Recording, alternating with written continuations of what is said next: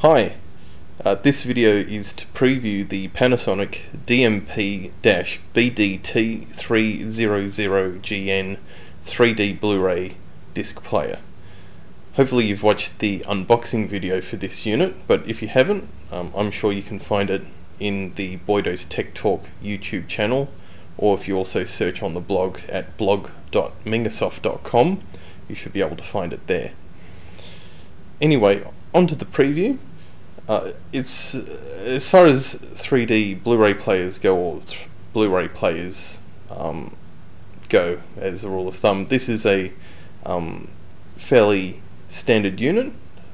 So if we go around the unit, we'll have a look at some of the functions you have here. So this is the on-off button that you would hope to find on units, and the other button that is located on the front is the open/close button, or the eject button for those of us used to that sort of nomenclature. Under this flap, and you might not be able to see it too well because of the light, that's the disk drive. So this is where you can put in a Blu-ray disc, DVDs or CDs, as this player is capable of reading all of these different types of discs. So that's pretty handy. And also under the second flap on the front, there's a few different slots here. So this slot here is for an SD card. So in here you can also put mini and micro SD cards, so long as you have an adapter to make it fit the traditional SD card slot. And basically you can put in SD cards up to 2 gigabytes, SDHC cards up to 32 gigabytes, and SDXC cards up to 64 gigabytes. So there's plenty of room for expansion there. Moving along here, and you might not be able to see it too well there, but above here you can see the USB logo. This is a USB port, and you can plug in USB devices up to 128 gigabytes in total storage.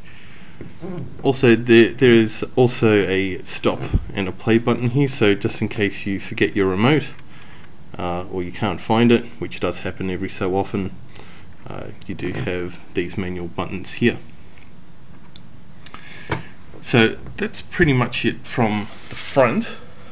One thing I would like to mention is I haven't left this on for show. It does appear to be stuck to the unit, so I can't think of any good reason to actually leave it on there unless I was in a store trying to sell the device and having some eye candy to catch people's attention. So after I finish this video, I'll be pulling this off fairly quickly. So what we'll do is we'll just have a look around the back of the device. Now, I did show this off in the unboxing video, but we'll go through it in a bit more detail. So again, starting from the left, we have the power socket here. This is an exhaust vent with active cooling by means of a fan. Now we have two HDMI outputs here. Now this interested me, as I would have only expected one. So one to connect to the television. It does have a secondary output here. Now you can connect a second video output device there if you wish, but you can also use it for say an external amplifier. So if you have a home theater system, that's where you would connect it. Also, if you do connect up a home theater system, you can disable the video on that output, just so it's just sending audio over the HDMI cable. Moving along, we have a Ethernet port capable of 100 megabits per second. Again, I probably would have liked to have seen a gigabit socket, but it's a fairly decent unit as it is. Even with high definition content coming over the cable, 100 megabits Ethernet seems to cope without too many problems, so long as you're using a capable switch on the network and not a hub. Again, moving along to the right, this is another USB port. This is where you would plug in the Wi-Fi adapter if you're using that to access the network in lieu of the Ethernet socket over here. So the Wi-Fi adapter actually is this little friend here. It's not too big, fits in the palm of my hand fairly easily. Just try and get that in focus there if I can. So if you can't read it, that's wireless LAN adapter model number DY-WL10. Now the good thing about this is it's also compatible with the Panasonic Viera television that I also received. So I've been testing this in both just to try and get connectivity to the network and the internet, and testing some of the features there. So that was quite handy. And yeah, it was important to note that the wireless LAN adapter was included in this box. It wasn't one of those optional extras. So extra brownie points for Panasonic there. Moving right along, we have a traditional coaxial and a digital optical audio output there.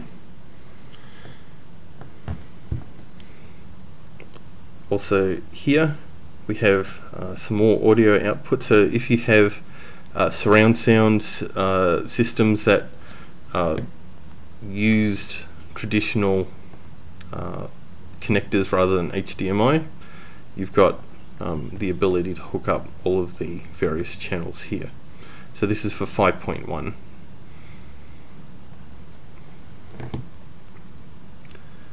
And over here on the right hand side is the component output. So if you want component video, you have the ability to do that here. Also, if you have if you want to use analog video, you can use the yellow output socket here. And on the end here, just some designations. So this is a DVD Region 4 capable player and a Blu-ray disc Region B capable player. So that's pretty much everything about the unit. Just in terms of features, there were a couple of things I wanted to talk about. So coming back to the Wi-Fi adapter, it is capable of 802.11a, b, g and n, and that's both on 2.4 gigahertz and the 5 gigahertz band. So if you have one of those new routers that can do both 5 gigahertz and 2.4 gigahertz Wi-Fi simultaneously, you're probably better off joining it on the N band, and you can get up to 300 megabits per second speeds depending upon your router's capabilities. So I've been fortunate in that respect because I have a Linksys WRT610N router. So that's been working very well so far.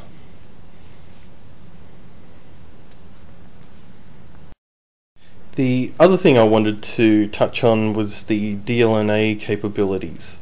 So like the television, this player is compliant with the DLNA certification standard, which is the Digital Life Network Alliance. Basically it allows you to stream media over the network without having to go through copious amounts of configuration, poking holes in firewalls, trying to muck around with all manners of software to get it working. So this is compatible with Windows 7 and Windows Media Player 12, and also Twonky Media Server as well, if you happen to have that. The Blu-ray player also included a 3D demo disc, as you can see there. So that also gives you a quick peek at 4 full high definition 3D videos, one of which was the Astro Boy trailer, and there were 8 other 720p quality videos that were in the in the menu as well. So there was a motocross, one drag racing, a few other virtual tours of some cities around the world, and also a quick preview of a game as well, if you're into 3D gaming. So that's it as far as the preview goes. So now I'm going to go into review mode alongside with the television. We did purchase our first 3D Blu-ray disc on Thursday night. It's one of the films my wife actually loves to bits. It was the Sound of Music, and it was the special collector's edition, which has all other manner of bells and whistles and stuff in the box, which I have right here. Let's grab it. There it is. So I won't unbox this, it's not mine. So needless to say, we've been enjoying it so far, and I hope to come back in a few weeks' time with a review of the unit. Thanks for watching.